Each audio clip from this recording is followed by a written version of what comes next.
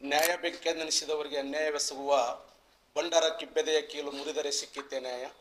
Doctor Baba Saheb Ambedkar ಅವರ ಆದರ್ಶದ ವಿಚಾರಗಳನ್ನು ಸ್ಮರಣೆ ಮಾಡಿಕೊಂಡು ಭಾರತ ದೇಶದ ಪ್ರಜಾಪ್ರಭುತ್ವದ 4ನೇ ಅಂಗ ಅದು ಪತ್ರಿಕಾ ರಂಗ.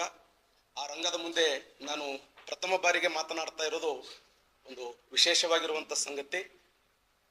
ಕರ್ನಾಟಕ ರಾಜ್ಯ ಸರ್ಕಾರ ಇವತ್ತು ರಾಜ್ಯದ ಲಕ್ಷಾಂತರ ವಿದ್ಯಾರ್ಥಿಗಳಿಗೆ ಅನ್ಯಾಯ ಮಾಡ್ತಾ ಇದೆ, ಮೋಸ ಮಾಡ್ತಾ ಇದೆ.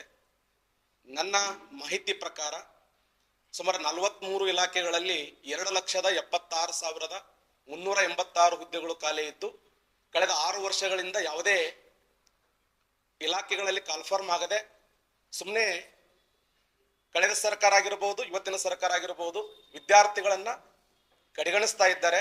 ರಾಜ್ಯದ ತುಂಬೆಲ್ಲ ನಾವು ಸಾಕಷ್ಟು ಹೋರಾಟವನ್ನು ಮಾಡಿದ್ದೇವೆ. ಆ ಹೋರಾಟಕ್ಕೆ ಸರ್ಕಾರ ಯಾವುದೇ ಸ್ಪಂದನೆ ಮಾಡ್ತಾ ಇಲ್ಲ. ಕಳೆದ ದಿನಗಳಲ್ಲಿ ಸುಮ್ಮನೆ ಏನೋ ನಾವು ಕಾಲ್ಫಾರ್ಮ್ ಮಾಡ್ತೀವಿ, ಅಧಿಸೂಚನೆ ಮಾಡ್ತೀವಿ ಅಂತ ಹೇಳಿ 43 ಇಲಾಖೆಗಳಲ್ಲಿ ಲಕ್ಷಾಂತರ ವಿದ್ಯಾರ್ಥಿಗಳು ಪ್ರೆಸೆಂಟ್ ಕರ್ನಾಟಕ ರಾಜ್ಯದಲ್ಲಿ 10 ಲಕ್ಷಕ್ಕಿಂತ ಹೆಚ್ಚು ವಿದ್ಯಾರ್ಥಿಗಳು, ಅದು ಅತ್ಯಂತ ಬಡ ಕುಟುಂಬದಿಂದ ಗ್ರಾಮೀಣ ವಿದ್ಯಾರ್ಥಿಗಳು ಸಾಲ ಮಾಡಿ ಕೂಲಿ ಮಾಡಿ ಎಲ್ಲೋ ಪೆಟ್ರೋಲ್ ಬಂಕಿನಲ್ಲಿ ಪೆಟ್ರೋಲ್ ಹಾಕಿ ಇವತ್ತು ಹೋಟೆಲ್ಗಳಲ್ಲಿ ಕಸ ಮುಸುರಿ ಮಾಡಿ ಓದುವಂತ ವಿದ್ಯಾರ್ಥಿಗಳಿಗೆ ಕರ್ನಾಟಕ ರಾಜ್ಯ ಸರ್ಕಾರ ಇವತ್ತು ಮೋಸ ಮಾಡ್ತಾ ಇದೆ.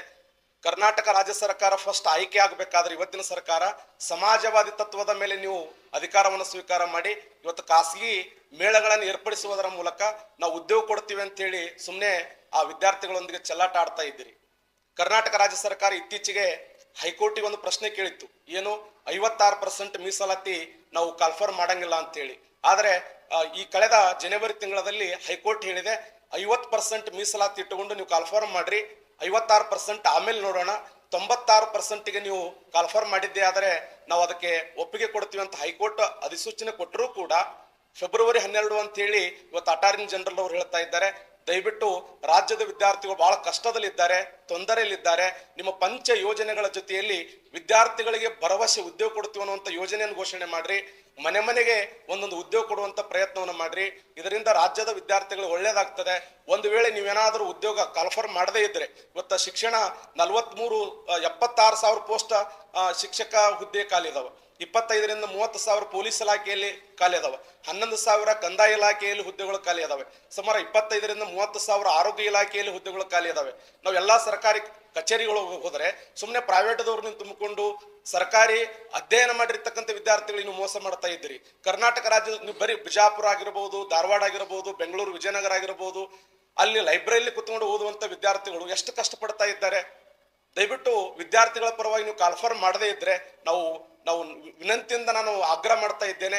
ಒಂದು ವೇಳೆ ಫೆಬ್ರವರಿ 12ನೇ ತಾರೀಕು ಒಳಗಡೆ ನೀವೇನಾದ್ರೂ ಕಾಲ್ಫಾರ್ಮ್ ಮಾಡದೇ ಇದ್ರೆ ನಾವು ರಾಜ್ಯಾದ್ಯಂತ ಹೋರಾಟ ಮಾಡ್ತೀವಿ. ಸನ್ಮಾನ್ಯ ಶ್ರೀ ಸಿದ್ದರಾಮಯ್ಯ ಅವರಿಗೆ ನನ್ನ ಮನವಿ ಇದು ಬಿಜಾಪುರದಿಂದ ತಮ್ಮ ಕರೆ ಕೊಡ್ತಾ ಇದ್ದೇವೆ. ಈಗಾಗಲೇ ನಾವು ಧಾರವಾಡ ಹಾಗೂ ಬಿಜಾಪುರದಲ್ಲಿ ಹೋರಾಟ ಮಾಡಿದ್ರು, ಅದಕ್ಕೆ ಯಾವುದೇ ಸ್ಪಂದನೆ ಮಾಡಿಲ್ಲ. ದಯವಿಟ್ಟು ನೀವು ಅಧಿಸೂಚನೆ ಮಾಡಬೇಕು. ಪೊಲೀಸ್ ಇಲಾಖೆಯಲ್ಲಿ ಅಧಿಸೂಚನೆ ಇಲ್ಲ. ನೀವು ಸುಮಾರು 6 ವರ್ಷಗಳಿಂದ ಯಾವುದೇ ಅಧಿಸೂಚನೆ ಆಗಿಲ್ಲ. ಸುಮಾರು 10 ವರ್ಷಗಳಿಂದ ಹೈಸ್ಕೂಲ್ ಟೀಚರ್ ಕಾಲ್ಫಾರ್ಮ್ ಮಾಡಿಲ್ಲ, 6 ವರ್ಷಗಳಿಂದ ಪ್ರಾಥಮಿಕ ಶಾಲಾ ಶಿಕ್ಷಕರ ಕಾಲ್ಫಾರ್ಮ್ ಮಾಡಿಲ್ಲ, ಸುಮಾರು 13 ವರ್ಷಗಳಿಂದ ಸಂಗೀತ ಟೀಚರ್ ಕಾಲ್ಫಾರ್ಮ್ ಮಾಡಿಲ್ಲ, ಕಂಪ್ಯೂಟರ್ ಟೀಚರ್ ಕಾಲ್ಫಾರ್ಮ್ ಮಾಡಿಲ್ಲ. ಬರೇ ಶಾಲಾ ಕಟ್ಟಡಗಳನ್ನು ಕಟ್ಟಿಸಿದ್ರೆ ಅಷ್ಟೇ ಅಲ್ಲ, ಅಲ್ಲಿ ಜೀವಂತ ಉಪನ್ಯಾಸಕರು ಇರಬೇಕು.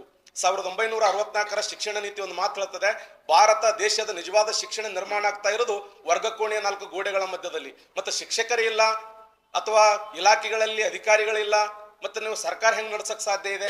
ದಯವಿಟ್ಟು ಯಾವ ಖಾಸಗಿ ಮೇಳಗಳಿಗೆ ನೀವು ಅವಕಾಶ ಕೊಡದೆ ದಯವಿಟ್ಟು ನೀವು ಕಾಲ್ಫಾರ್ಮ್ ಮಾಡಬೇಕು. ಅಧಿಸೂಚನೆ ಮಾಡುವುದರ ಮೂಲಕ ವಿದ್ಯಾರ್ಥಿಗಳಿಗೆ ಉದ್ಯೋಗ ಕೊಡ್ರಿ. ಇದು ನಮ್ಮ ಸಂವಿಧಾನದಲ್ಲಿರುವಂತಹ ಹಕ್ಕು. ಸಂವಿಧಾನದ 16ನೇ ವಿಧಿಯಲ್ಲಿ ನಾವು ಉದ್ಯೋಗ ಕೇಳ್ತಾ ಇದ್ದೇವೆ. ದಯವಿಟ್ಟು ನೀವು ಉದ್ಯೋಗ ಕೊಡದೇ ಇದ್ರೆ ನಾವು ಸರ್ಕಾರದ ವಿರುದ್ಧ ಹೋರಾಟ ಮಾಡ್ತೀವಿ.